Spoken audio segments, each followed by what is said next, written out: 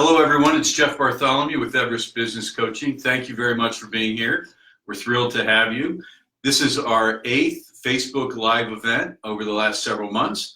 And today we're going to talk about how to sell your unique perspective. Before I get started, I want to do two things. One, I want to say thank you to all of you for joining. We're very excited that you've decided to join us and invest your time with us today. And the second person I want to thank is your own secretary, Phil Downey. This is Peachtree City's award-winning secretarial service. They're kind enough to host all of our Facebook Live events, and we're always happy to be here at your own secretary.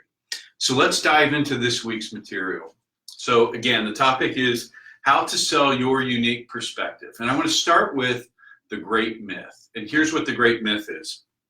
The great myth is that many people believe that they're not good salespeople. As a matter of fact, I hear all the time, I'm not very good at sales. I don't like sales. Some people are natural born sellers and I'm not one of them. As a matter of fact, this morning I was in a networking meeting and I heard a friend of mine say, I'm not good at sales. And nothing could be further from the truth. Good salespeople, great salespeople as a matter of fact, aren't born, they're made. And that's the secret. Anyone can become better at sales. You just need to learn how to do it. And hopefully today you're going to learn some of those techniques that will make you a better salesperson. I can help you become a better salesperson. So the next thing I wanted to talk about was the history of selling. I wanted to give you a sense of how selling has progressed as a profession over the last, say, 120 years. So there have been three major breakthroughs over the last 120 years around selling. The first one happened in the early 1900s. So I want you to think about this. This is pre-internet, obviously. And what would happen is if you needed life insurance, there were people that went door to door and they would sell life insurance. And each month they would go to your home and they would collect the premium. So they were both the seller and the collector. Well, some bright organizations came to the conclusion that this isn't an effective way to go to market, that their best salespeople were wasting their time, so to speak, making these collections. And what would happen is a very successful salesperson would hit their maximum sale very quickly because they were spending all their time collecting, or a lot of their time collecting.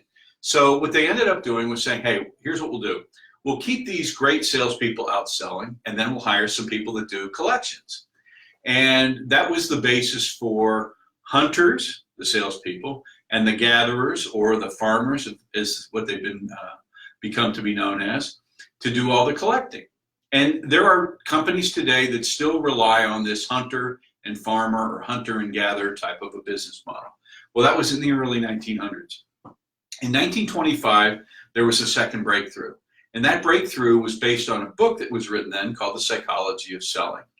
Now, the psychology of selling was based on the notion that you needed to have features and benefits, and you needed to link the two together.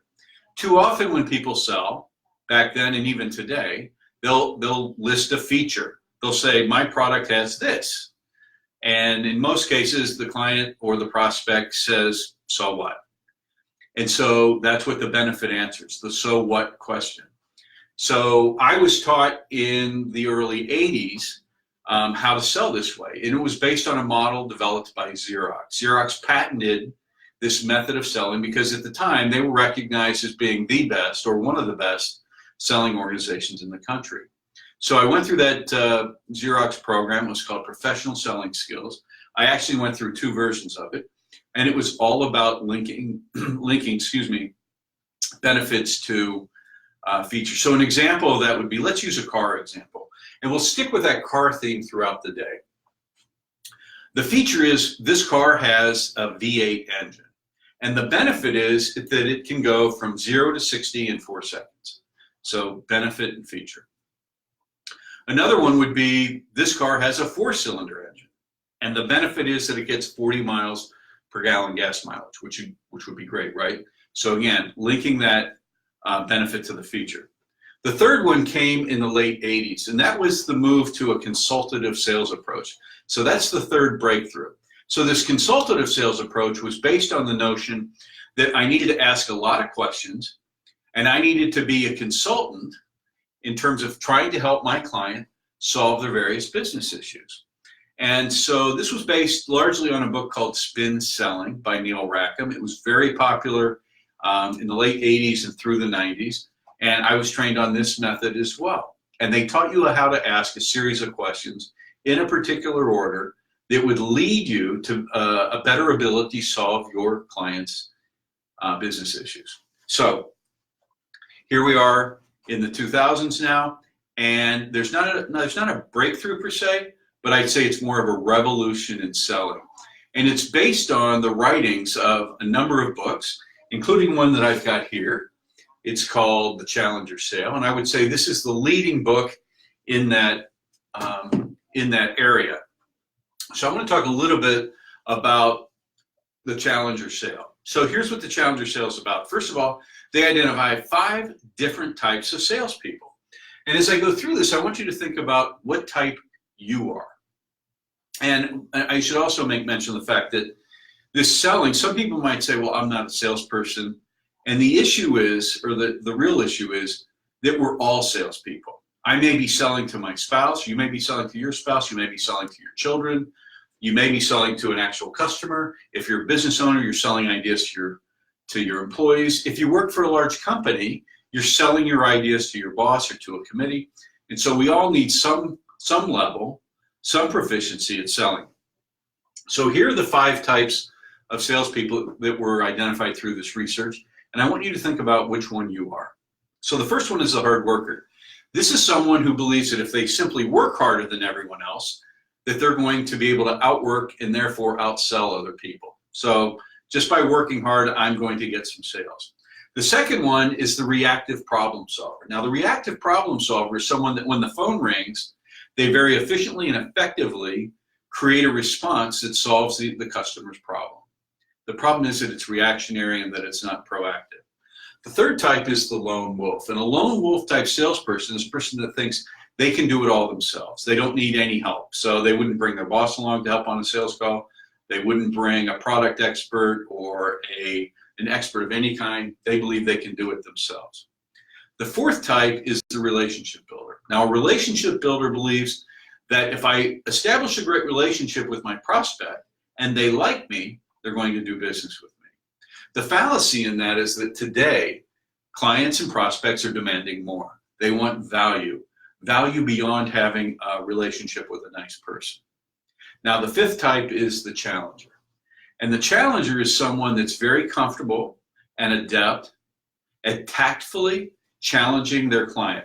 So the reason that they would be challenging would be that a lot of clients that you deal with and that I deal with have long-standing beliefs that may in fact no longer be true. They may have misconceptions about your product, your service, your category, your industry, your company, or even you. And you need to be comfortable at challenging those assumptions and those thoughts. So which one do you think is the most successful? Well, let me tell you which one is the least successful. The relationship builder is by far the least successful, okay? And that links to that earlier comment that I made that great salespeople aren't born, they're made. And so a lot of people think, hey, he's a natural born salesperson or she's a natural born salesperson because they're outgoing, they're quote unquote people oriented, they love working with people. And the reality is that most of these people are not great at sales. Now, establishing a relationship with your prospects and your clients is very important, but it can't be the sole basis for establishing a relationship and selling to them. So the most successful, by far, particularly in complex selling situations, is the challenger. Now, that stands out for a couple of reasons. One, this is the way that they separate themselves. This is the way challengers separate themselves from everyone else. The first way is what I just mentioned. They can tactfully and subtly challenge the thinking and the thought processes of their clients and prospects. That's important.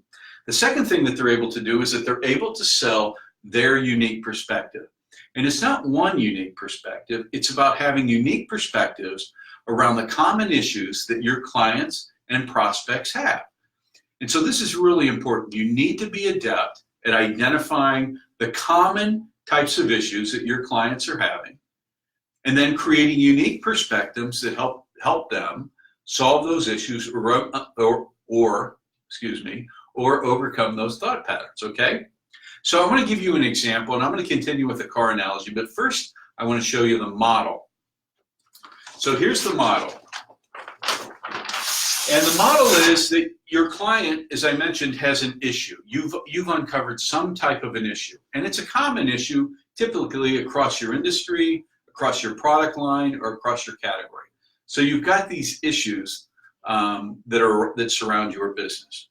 So the first thing that you do is you state a fact, okay? And that means it's new information to your client. The second part is that I take that fact and I create an insight out of it. And by an insight, I take that fact and I make it more valuable and I make it usable. Valuable and usable. The third thing that I do is I take that insight and I create a unique perspective based on your company's solution, your company's thinking, your company's products that lead specifically to your solution and your solution only. And that's key. I want it to lead to my solution, not someone else's. So let me give you a specific example of how this might work. Let's say that you and your spouse are looking for a new car. And the issue is that you don't think you can afford one, but you know that you need a new one because your old car only gets 20 miles a gallon and you want to get one that gets 30. So the issue is I can't afford a new car, but I want better gas mileage. So you walk onto the car lot and the salesperson comes out to greet you and you tell them your situation and they state a fact. They point to a row of cars and they say, all 10 of those cars get 30 or more miles to the gallon. Would you like to take a test drive? And some of you would, or not some of you, but some people would say, yes, I'll take a test drive. And that salesperson will actually sell a couple of cars a year, I would suppose, by giving these people a test drive in a car that met their need around gas mileage. But let's take it to the next level. In the Challenger sale, what I would do is I would ask a lot of questions. So I would turn that fact into an insight. And the insight would sound something like this. So based on what you're telling me, you have a car that gets 20 miles today, you want one that gets 30. You also told me that you drive on average 15,000 miles a year, and that you typically pay $2.50 per gallon of gas.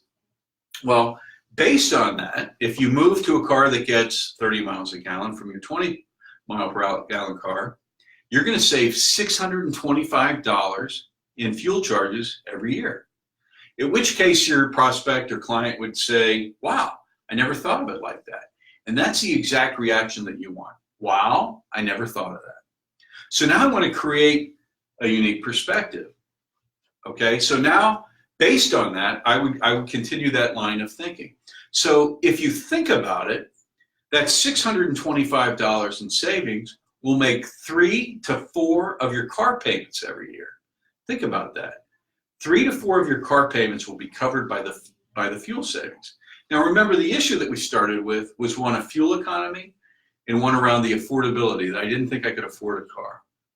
So I've just delivered a way that they could afford the car. So now I want to get to my unique solution, the solution that's unique to me. So here's how I might do it. So I'm looking at that row of cars again, those 10 cars. So I work for Volkswagen. These are Volkswagen Jettas, right? So all of these cars get more than 30 miles a gallon. And they're available on a 3-year lease, no money down, and $149 a month. And if you think about it, that $625 in fuel savings each year will cover 4 of your car payments each year. More importantly, over the life of that lease, that 3-year lease, those fuel savings are going to make 1 year of your car payment. Okay? So what I've just done is I've taken someone through the issue of having the need to move from 20 to 30 miles and the affordability of a car. I stated a fact. We've got a lot of cars that get more than 30 miles a gallon. I converted that to an insight. You're going to save $625 a year in fuel. I created a unique perspective. That fuel savings will pay for up to 4 of your car payments a year. And I created a unique solution. These Volkswagen Jettas will meet all those needs specifically. So today I've gone through how to sell your unique perspective. I hope you found it interesting and valuable. So here's your assignment today. What I'd like to ask you to do is to email me at jbartholomew@focalpointcoaching.com or call me and tell me about your unique perspective. I will help you create that unique perspective. I'll give you a free 1-hour consultation, and I'll be happy to help you create your unique perspective. So next week, we're going to be here again, next Tuesday, August the 7th at 5:30 p.m. And our topic will be how to hire the best salespeople for your business. I'm looking forward to seeing you then. I hope you have a wonderful day. Thanks for joining.